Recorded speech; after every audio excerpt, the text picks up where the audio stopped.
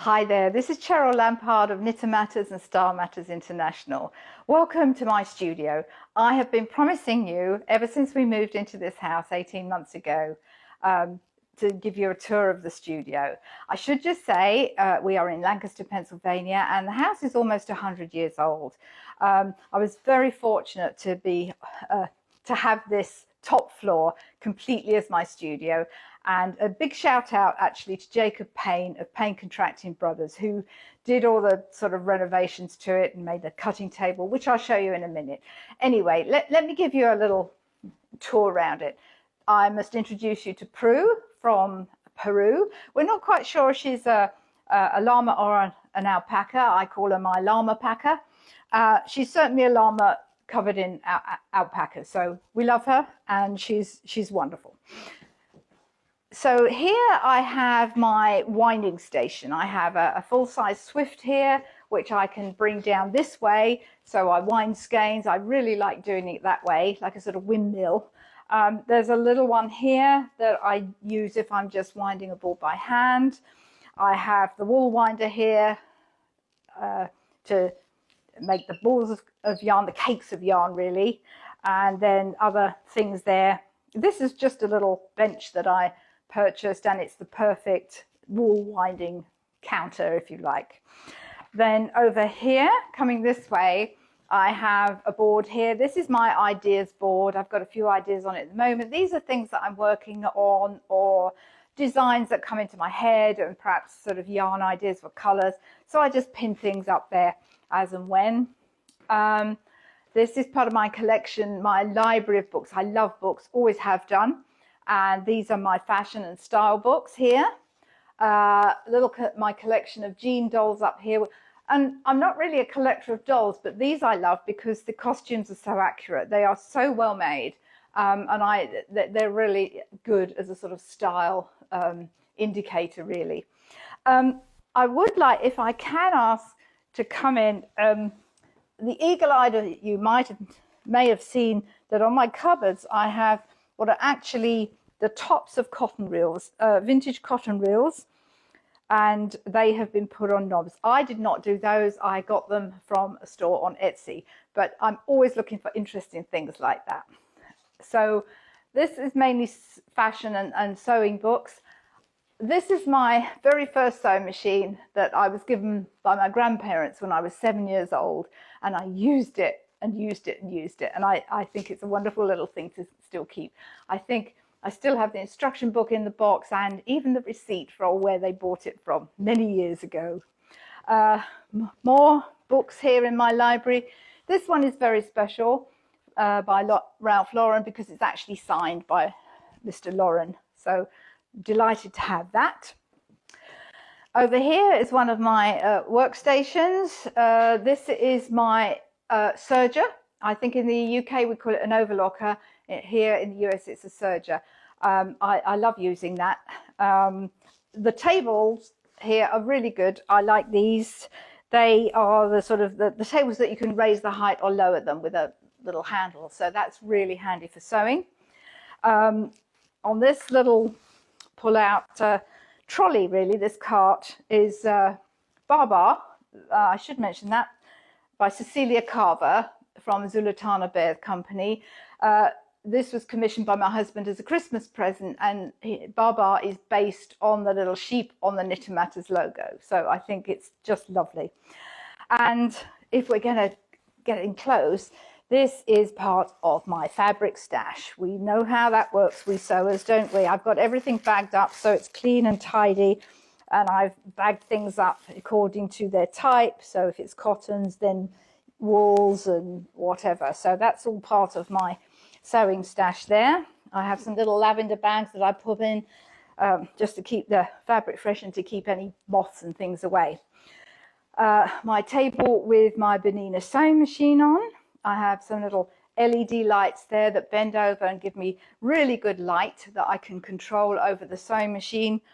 A pair of jeans that I made at the Palmer Pletch workshop last year. I am a Palmer Pletch certified sewing instructor, and making those was just really something else. Then over here some of my certifications mainly for Style Matters, some of my certifications there, and another trolley with a stash. This time it's my yarn stash. In the top one, I keep my yarn for samples, my sort of various accoutrements required for knitting and yarny things, and then getting down to things that I've already earmarked for certain projects. If you watch Knitter Matters, you may recognize this part of the room. This is my backdrop. This is where behind me you can see through when I'm broadcasting my trusty mannequins, Maud and Mabel, that have been with me from the outset. More books, knitting books here, and my sort of ever increasing collection of all things sheepy and yarny. A little vintage Barbie knitting box or tube, sorry, not a box, a tube where you'd put your yarn and have it coming out through the top there. Various other things. McDougall, my ram, made out of really lovely wool before it's spun. And Cutlet here, we did a competition to name him last year. These two lovely creatures are made of porcelain. I absolutely love these, and I love their coats that they're wearing. I think they're gorgeous. This is a Victorian cast iron doorstop. It's incredibly heavy, but I think it's rather lovely. And some little stiff sheep there. And moving round here, I have more things. These trolleys fit in these alcoves perfectly. I keep everything on wheels so that I can move it out and move it across the floor easily if I need things to hand. So I don't have a lot of wall space here in that sense, but I have a lot of space to put things, which is wonderful. I'm obsessed by hats and hat boxes. That's part of a collection I've built up over the years. There are some more certificates here, various things that I've done.